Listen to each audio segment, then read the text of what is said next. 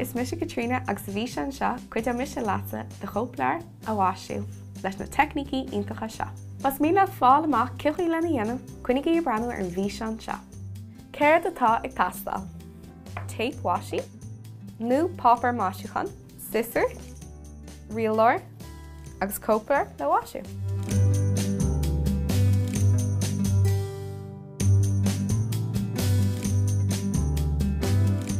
Sin é cruithníon nach chuiste go hálainn, well, is even lomsa.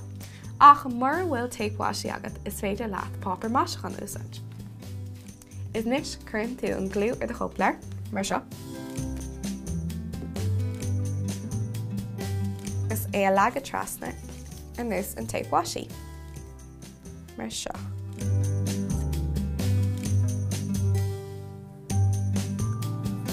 An bailach céile.